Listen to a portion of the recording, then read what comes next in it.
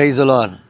எனக்கு அன்பான தேவ ஜனமே, ஆண்டவராகிய இயேசுவின் நாமத்தினாலே உங்களுக்கு அன்பின் வாழ்த்துக்களை தெரிவித்துக் கொள்கிறேன். தேவனாகிய கர்த்தர் இதுவரையிலும் கிருபையாக நம்மை வழிநடத்தி வந்திருக்கிறார்.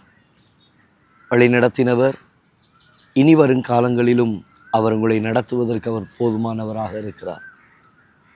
இந்த நாளிலும் நம்முடைய தியானத்திற்கென்று சங்கீதத்தின் புஸ்தகத்தில் 91வது சங்கீதம் 11வது வசனத்தில் வாசிக்கிறோம். உன் வழிகளிலெல்லாம் உன்னை காக்கும்படி உனக்காக தம்முடைய தூதர்களுக்கு கட்டளையிடுவார். எனக்கு அன்பான தேவ ஜனமே, உன் வழிகளெல்லாம் உன்னை காக்கும்படி தேவனாகிய கர்த்தர் தம்முடைய ஜனத்தை அவர் காத்து நடத்துகிறார். எப்படி ஆண்டவர் காத்து நடத்துகிறார்? இரவும் பகலும் உறங்காமல் தூங்காமல் தம்முடைய ஜனத்தை அவர் பாதுகாக்கிறவர். கடந்த நாட்களிலே பாதுகாப்பற்ற சில சூழ்நிலைகளை நாம் செய்திகளாக கேள்விப்பட்டு கொண்டு இருக்கிறோம்.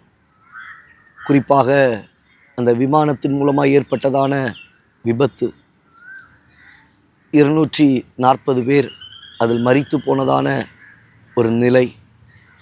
அதே போல் கடந்த ஒரு சில நாட்களுக்கு முன்பாக ஒரு பள்ளி பேருந்து போய் தண்டவாளத்திலே ரயிலின் முன்பு அது மோதி அதிலிருந்த பிள்ளைகள் 4 பிள்ளைகளுக்கு மேலாக மரித்து போனதான ஒரு நிலை. இப்படி எங்கு பார்த்தாலும் விபத்துகள், எங்கு பார்த்தாலும் பிரச்சனைகள், அங்கே பாதுகாப்பற்றதான சில சூழ்நிலைகள். ஆனால் இன்றைக்கு நீங்களும் நானும் உயிரோடு இருப்பது அவருடைய மேலான கிருபை, அவருடைய பாதுகாப்பு. அதனால தாங்க நீங்களும் நானும் உயிரோடு கூட இருக்கிறோம். என்னால் சொல்ல முடியும், எத்தனையோ இடங்களிலே, எத்தனையோ சூழ்நிலைகளிலே தடுத்து கீழே விழ வேண்டிய நிலைமைகள், தட்டி போகக்கூடியதான ஒரு நிலைமை, பேருந்துக்கு முன்பாக, லாரிக்கு முன்பாக, இப்படி பல விபத்துகள். அதாவது சொல்லுவாங்கல்ல, தலைக்கு வந்தது தலை பாகையோடு கூட போய்விட்டது என்று சொல்லி, அப்படி நூலிலையிலே தப்பி பிழைத்த நாட்கள் உண்டு. ஆனாலும் தேவன் ஜீவனோடு கூட இன்று பாதுகாத்திருக்கிறார். உங்கள் வாழ்க்கையிலும் அதே போல தான். ஒவ்வொரு சூழ்நிலைகளிலும் சொல்லுவாங்க, புல்தடிக்கு கீழே விழுந்து மரித்து போனவர்களும் உண்டு.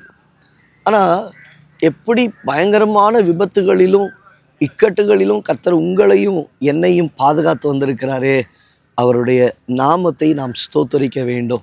அவருடைய நாமத்திற்கு நாம் நன்றிகளை ஏறெடுக்க வேண்டும். அதே நேரத்தில் ஆண்டவர் சொல்லுகிறார், உன் வழிகளிலெல்லாம், தேவ பிள்ளையே, உன் வழிகளிலெல்லாம் உன்னை காக்கும்படி அவர் உனக்காக தம்முடைய தூதர்களுக்கு அவர் கட்டளையிடுகிறாராம். அப்போ இன்றைக்கி உங்களை பாதுகாப்பதற்கு கர்த்தர் செய்கிற காரியம் என்ன தெரியுமா? தம்முடைய தூதர்களுக்கு அவர் கட்டளையிடுகிறார். என் பிள்ளையை நீ பாதுகாத்துக்கொள், என் பிள்ளைக்கு வேண்டியதான வழியை ஆயத்தப்படுத்து, என் பிள்ளைகள் போகிறதான வழி பிரயாணங்களிலே அவர்களுக்கு வேண்டிய ஆயத்தத்தை நீ செய்ய வேண்டும் என்பதை. எப்படி ஒரு முதலமைச்சர் வருகிறார் என்றால் அதற்கு முன்பாகவே அங்கே பார்த்திங்கன்னா எஸ்கார்ட்ஸ் எல்லாம் வந்துடுவாங்க. அதற்கு முன்பாகவே அங்கே இருக்கிறதான நபர்கள் எல்லாரும் வேலைகளை துவங்க ஆரம்பிப்பார்கள்.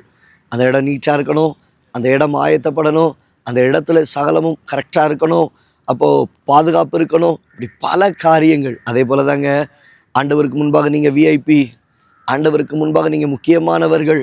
நீங்கள் முக்கியமானவர்களாகிய உங்களுக்கு கர்த்தர் செய்கிற காரியம் என்ன தெரியுமா? தூதர்களுக்கு கட்டளையிடுகிறார். நம்முடைய கண்கள் பார்க்கல, ஆனால் ஆவியிலே அதை உணர முடியும். நம்ம போகிற பாதையை செவ்வைப்படுத்தும்படியாக நீங்கள் உங்கள் வாழ்க்கையில் செய்யக்கூடிய சில காரியங்களுக்கு நேராக வழிகளை ஆயத்தப்படுத்தி கொண்டு போகிறீங்க. உங்களுக்கு முன்பாக தம்முடைய தூதர்களுக்கு கட்டளையிடுகிறார், பாதுகாத்து நடத்தும்படியாக. சில நேரங்களில் சில மனிதர்கள் நமக்கு விரோதமாக எழும்பி முதுகில் குத்தக்கூடிய சில காரியங்கள் உண்டு.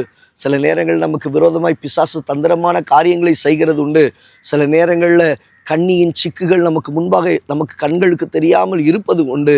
ஆனால் தேவனாகிய கர்த்தரோ இவைகள் எல்லாவற்றிற்கும் நம்மை விலக்கி தப்பு வைப்பதற்காக அவர் தம்முடைய தூதர்களுக்கு கட்டளையிடுகிறார். உங்களை காக்கும்படிக்கு, உங்களை காக்கும்படிக்கு, உங்கள் குடும்பத்தை காக்கும்படிக்கு, உங்கள் போக்கையும் வரத்தையும் பாதுகாக்கும்படிக்கு. கண்களை மூடி ஜெபிக்கலாமா? நல்ல தகப்பனே, இந்த வார்த்தைகளை கேட்டுக்கொண்டு இருக்கிற நம்முடைய பிள்ளைகளுடைய வாழ்க்கையில் ஆண்டவரே, தேவனாகிய கர்த்தர் அவர்களுடைய வழிகள் எல்லாம் அவர்களை காக்கத்தக்கதான தூதர்களை கட்டளையிட்டு என் தேவனீர் பாதுகாப்பாய் நடத்துவீராக. இரத்த கோட்டைக்குள்ளாக வேலி அடைப்பீராக. அவர்கள் செய்ய போகிற காரியங்களுக்கு ஏதுவான வழிகளை கர்த்தர் திறந்து பாதுகாப்பை கட்டளையிட்டு ஆசீர்வாதமாய் நடத்தியார்களும் இயேசுவின் நாமத்தில் பிதாவே, ஆமென். ஆம் தேவ பிள்ளையே, இந்த நாளிலும் இந்த வார்த்தைகளை கேட்டுக்கொண்டு இருக்கிறவங்க வாழ்க்கையில் தேவனாகிய கர்த்தர் வழிகளை ஆயத்தப்படுத்தி நம்முடைய தூதர்களை முன் செல்ல வைத்து கட்டளையிட்டு உங்களை பாதுகாத்து கிருபையாய் நடத்துவாராக. God bless you. God bless you. God bless you.